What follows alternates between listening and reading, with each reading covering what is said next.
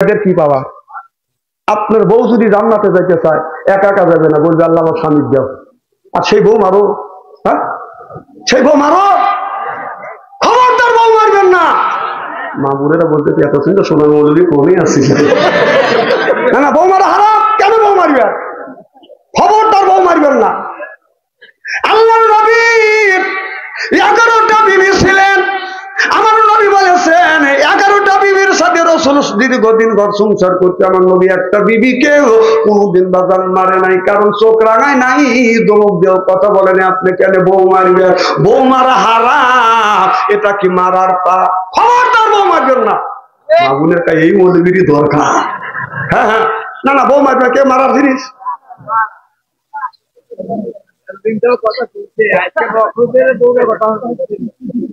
আল্লাহ নবী বললেন, ও নারী রে, এই ওয়াজ করছি, একটা নারী চিঠি লেখছে, হুজুর আমার স্বামী তো আগে খুব মারছে, আমাকে তো মারছে, এখন কি করা যায়? আল্লাহ নবী বলেছে, মারে তোমার স্বামী যদি তোমাকে মাইরিয়া থাকে, মা ওই জায়গাটা চিহ্ন করে রাখো। তোমার হাত, স্বামীর হাতের ছোঁয়া তোমার শরীরে যেই জায়গা লাগছে, দোজখের আগুনে কোনোদিন ওই জায়গা পুড়বে না। আর মা বোনেরা শুনে বলতেছে, স্বামী না মারে ভালোই করছি। তাহলে স্বামীর কি রহমতের হাত, কি বরকতের হাত? সুদ খাওয়া হাত, কত করোনা খেয়া। আমার ভাইরা, আমার আল্লাহ নবী আখিরি জামানার পয়গম্বর, দিনের দাওয়াত দিয়ে রাত 12টার পরে আমার নবী খাদিজাতুল কুবরার পরে দরজা লক করতে, খাদিজা একটা ডাক দিছে, অমনি খাদিজাতুল কুবরা দরজা খুলে দিছে। আমার নবী সালাম দিবে, এমন সময় মা খাদিজাতুল কুবরা আমার নবীরে সালাম দিলে না। আল্লাহ নবী বলেছে তার নবীর 11টা বিবি ছিলেন। আমার নবী বললেন 10টা বিবির কাছে যাইয়া নবী আগে আগে সালাম দিতে, কিন্তু খাদিজার কাছে যাইয়া আল্লাহ নবী কোনদিন আগে সালাম দিতে পারে নাই। আমার বাইরে, আমার আল্লাহ নবী বলেছে, স্বামী যদি বিবিকে সালাম দেয় আর বিবি যদি স্বামীকে সালাম দেয়, স্বামী স্ত্রীর ভিতরে মহব্বত পয়দা করে দেয় কে? আমাদের বিবি সালাম দেয়? জোরে বলুন, জোরে বলুন। এত মানুষের মধ্যে নানা বলতেছেন, বাড়ির জানি আজকে খবর আছে। বউ বলবেন আমি তো সালাম দেই অথবা না দেই, পাবলিক ফাংশনে বলবি কে? সকালে নাস্তা বন্ধ হওয়া যাবে যায়নি। আচ্ছা বৌমান দিলই না, আমরা কি বিবিদের সালাম দেই? जैसे के तेईसे मिले रास के मिले रानी बुके बुईते नहीं मिले खापशानी रे खापशानी जोर कौन ठीक किने আজকে আখিরি মোনাজাত করিয়া বাড়িতে যা বিবিকে সালাম দেবো বলেন ইনশাআল্লাহ।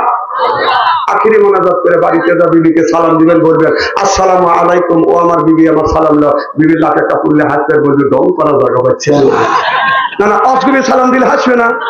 না না, আমাদের সালাম তো বিবিক সালাম দেওয়ার কথা। ছেলে দিবে বাবাক সালাম, মাক সালাম, বিবিক সালাম দিবে, তা না। আমাদের দয়া, আমরা সালাম দিই বান্ধবী আছে না নাই? যে যুবকের কাছে আছে বাদান তার ফোন ভালো থাকে না, ওদের মন ও বাদান ওই যুবক প্রেম করে খাইছে, বাদান ফাঁকা হয়ে গেছে, বাদান বা কামড় হইছে, বাদান ফাঁকা রাগ করে চলে যায়, বাদান ঢাকা। যুবকরা আজকে বাংলাদেশে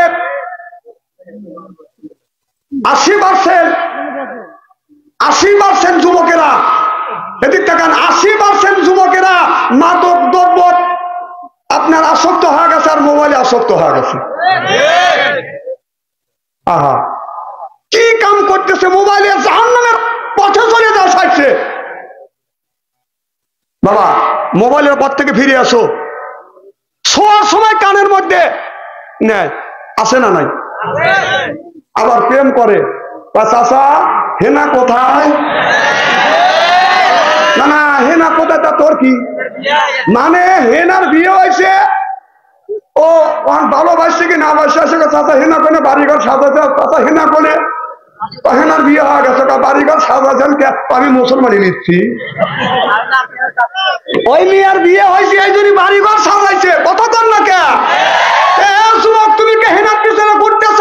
তুমি উপযুক্ত হও, তুমি শিক্ষা করো, তুমি চাকরি করো, তুমি ব্যবসা করো, তুমি নামাজি হও। হেনার পিছনে করতে হবে না। হেনার মা করবে, হেনার বাবা করবে, হেনার 14 গোষ্ঠী করবে। তুমি কেন হেনার পিছনে ঘুরবে? যাও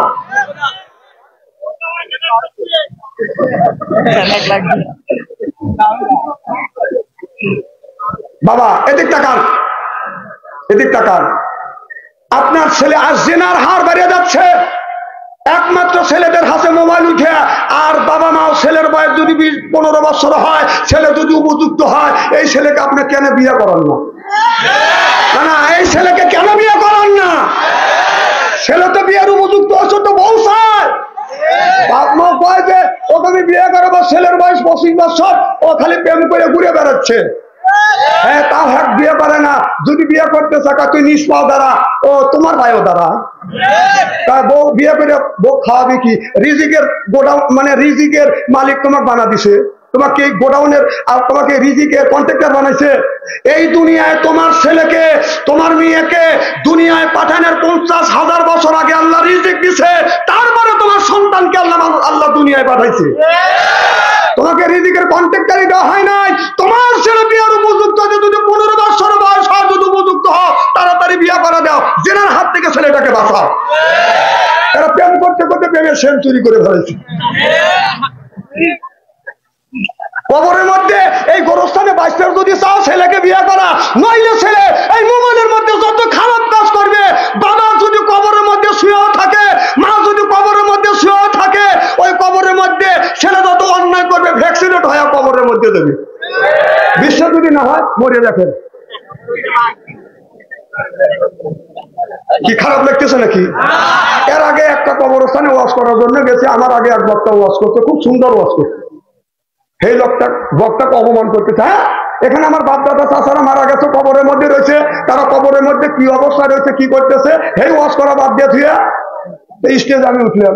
এটা হুজুর কবরস্থানে ওয়াজ করেন, বাপ দাদারা মারা গেছে, কবরের মধ্যে কি করতেছে সেই ওয়াজ করেন। কিন্তু তোর বাপ দাদা যদি ভালো কাজ করে থাকে, কবর জান্নাতের বাগান হয়েছে, আর যদি খারাপ কাজ করে থাকে, যার জায়গা খালি গুতলি খাইতেছে।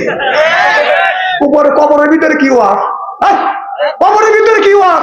তোর বাপ যদি দুনিয়া ভালো কাজ করে থাকে, তাহলে ভালোভাবে রয়েছে, যদি খারাপ কাজ করে থাকে, বাস দিচ্ছে।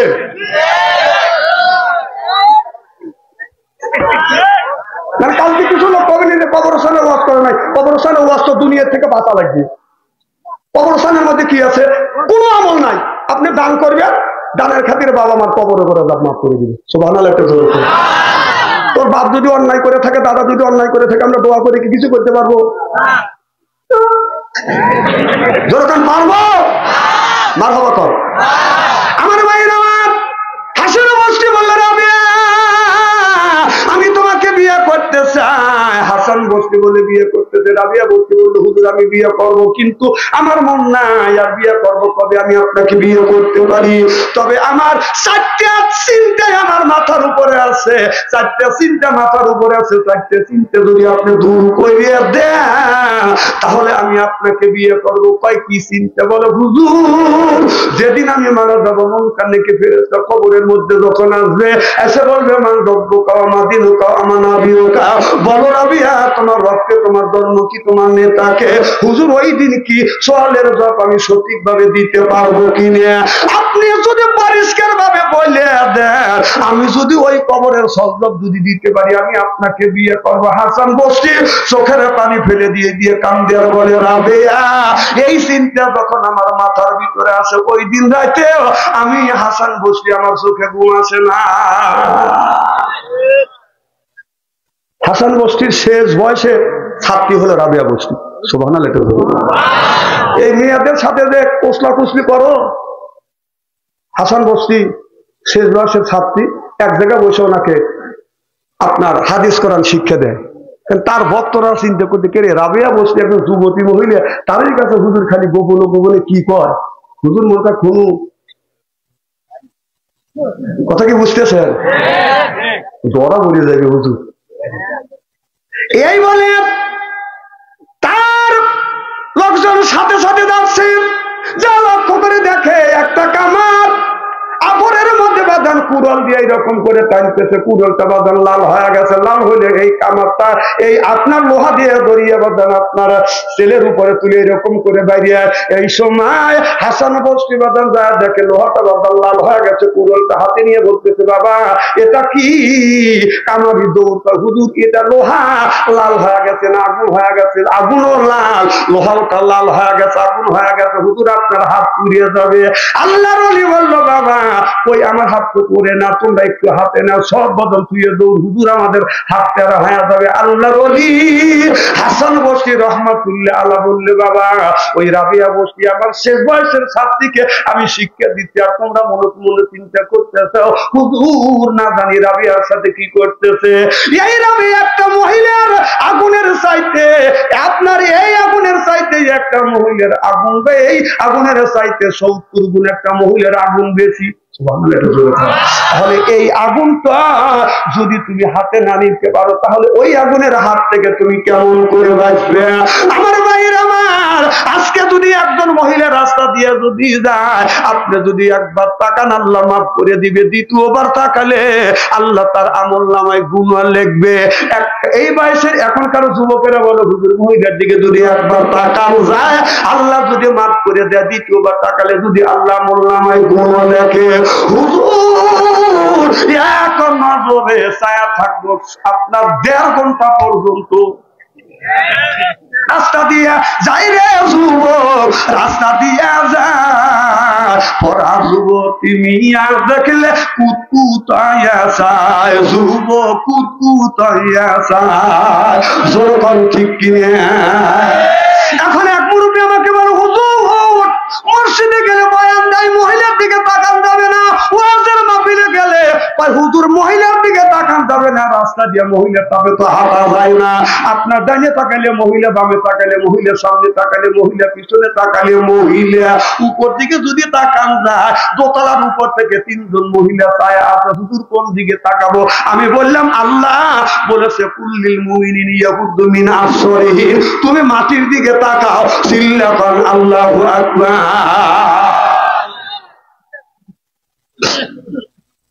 বউ নিয়ে যখন রাস্তা দিয়ে যাবে, বউ নিয়ে যখন রাস্তা দিয়ে যাবেন, বউকে সামনে দিবেন না পিছনে দিবেন?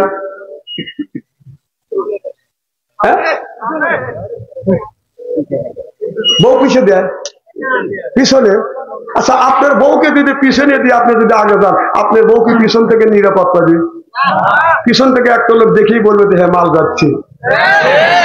আর আপনার বউকে আপনি সামনে দিবেন, সামনে দিয়ে আপনি পিছনে থাকবেন, অন্তত মানুষের নজরের হাত থেকে বাঁচবে, সামনের হাত থেকে বাঁচবে। বউ যখন নিয়ে যাবে, বউ থাকবে সামনে, আপনি থাকবেন পিছনে। বিছানায় যখন ঘুমোতে যাবেন, বউ বাম পাশে থাকবে না ডান পাশে থাকবে? বাম পাশে থাকবে। কোন হাদিসে পেয়েছেন? কোন মোল্লা কইছে যে বউ বাম পাশে পঙ্গ বানায়? তুমি পঙ্গ, বউ পঙ্গ। বউ হলো তোমার আবার যোগ্য জমি, তোমার ইউজ করার ক্ষেত্রে, তোমার সুবিধা ক্ষেত্রে একবার বামে রাখবে, একবার ডান পাশে রাখবে। না না, এগুলি তো কোরআন হাদিসে নাই, এগুলি আপনারা এক গায়ে হাদিস পাইছেন কোথায়? একজন মহিলা মারা গেল, আর একজন মহিলা এসে ও স্বামীর সঙ্গে থামে নাই, নাকের অফেল টানি টেনে খুলতেছে। তুমি অফেল টানি খোলার কে? স্বামী দিছে, স্বামীর তো রাখুক। তুমি যাইছে না বালবালি করে খোলো, খোল খোল খোল, তোরটা খোল। কথা পারবে খবরদার এই ধরনের কাজ করবেন না। স্বামীর হাতের ছুরি রয়েছে থাক, স্বামীর হাতের ছুরি স্বামী দিছে থাক, গলার মালা রয়েছে থাক, নাক ফল রয়েছে থাক, আপনি খোলার কে? বালবালাই করো তাই না?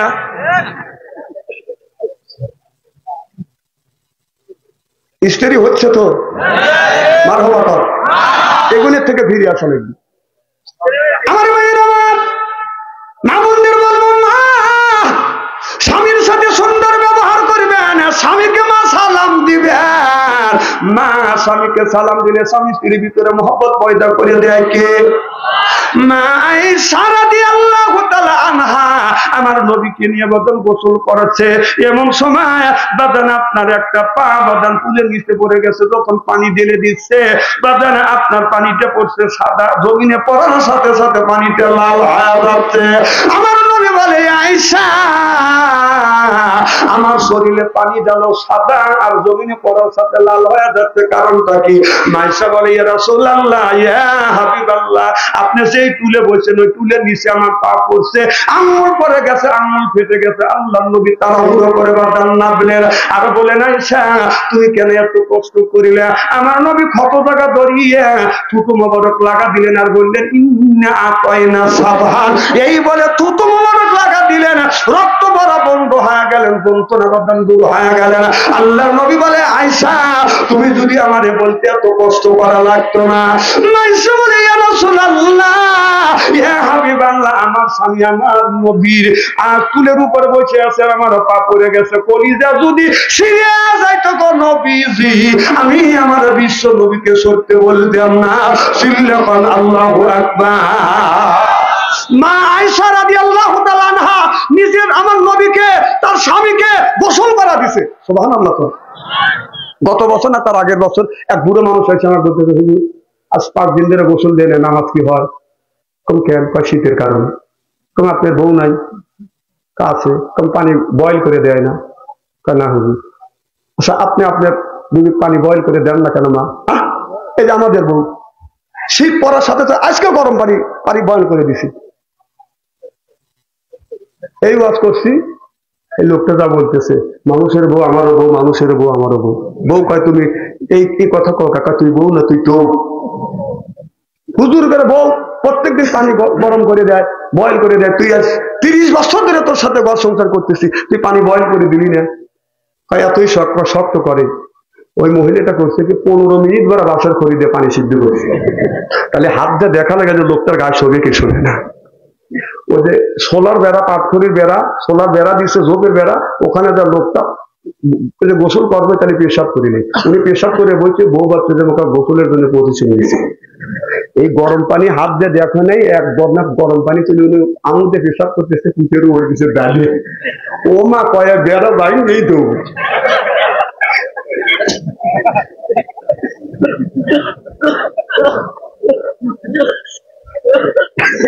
না নেকি আছে, মানুষ মেরে নেকি কামাই করে লাগবে নাকি? আর একবার না পানি তুলে বলতে আসো তোমার গোসল করে দে, এদিকে পিঠের চামড়া নেই। আহা ওই মেয়েতে এমন চালাক চিন্তা করতেছে ও জীবনে যেন আমার কাছে গরম পানি না চায়। মা স্বামীর সাথে সুন্দর ব্যবহার করো, খারাপ ব্যবহার করো কেন? মা ফাতেমা, খুব খারাপ লাগতেছে কি? চলবে তো? বললেন স্বামী আপনার আপনি আসুন আমি সুন্দর করে অজু করা দিই। হযরত মা ফাতেমা হযরত আলীকে বাদান অজু করা দিছে, এইভাবে পানি ঢেলে দেয়, বাদান হাত ধোয়, পায়ে পানি দেয়, বাদান মুখে হাতে পানি দেয়, মুখ মন্ডল ধৌত করে, কুলি করে, কেনে পর্যন্ত বাদান ধৌত করে দেয়। মা ফাতেমা বলে স্বামী আপনার পাটা বাদানের তুলের উপর তোলেন, আমি সুন্দর করে পাটা তুলে দেয়। মা ফাতেমা সুন্দর করে পাটা এক হাত দিয়ে পানি ঢালতেছে না, খাত দিয়ে পাটা বাদান সুন্দর করে ধৌত করে দিচ্ছে। আর হযরত আলীর 4টা-5টা আঙ্গুল ফাতেমার পিঠের উপরে রাখছে। ওযু শেষ। মা ফাতেমা আপনার শাড়ির আঁচল দিয়া ওড়না দিয়া স্বামীর হাতের পানি মুখের পানি মুছে দিয়ে দাড়ি ধরে চুমো দিছে। আমাদের বিবি অজু দেওয়া যায় না, দাড়ি ধরে চুমো দিয়েছি। স্বামীর কি দাড়ি আছে? 70 বছরিয়া বুড়া মানুষ, মুখের দাড়ি কাটে। 70 বছরিয়া বুড়া মানুষ, মুখের দাড়ি কাটে, সাত পেল্লা গাইয়া সে ভাই রাস্তা দিয়া চলে, মনে নায়ক নায়ক বাপ ও তার যৌবনের বাপ। দাড়ি গাইতে কদম ফুল, চোখে দেখে শস্যের ফুল, চোখে দেখে শস্যের ফুল, দাড়ি গাইতে কদম ফুল, তথাপি মনে নায়ক নায়ক বাপ। 70 বছর বয়স হয়ে গেছে, এখনো তুমি দাঁড়িয়ে রাখো না? ছেলের বয়স 20 বছর, তার মুখ ভরা দাড়ি, আর বাবার বয়স 70 বছর, তার মুখে দাড়ি নেই। এমন চাষা চাইছে, উল্টো চাইছে। ছেলে পাঞ্জাবি গায়ে দেয়, বাবা শার্ট গায়ে দিয়ে যায়, রাস্তা দিয়ে হাই দিয়ে যায়, ছেলে মানুষ বলে চাষা, বাপে কয় ভাই, বাপ পাই ছেলে বুড়ো হয়েছে, আমি এখন ভাই হয়েছি। লজ্জা করে না?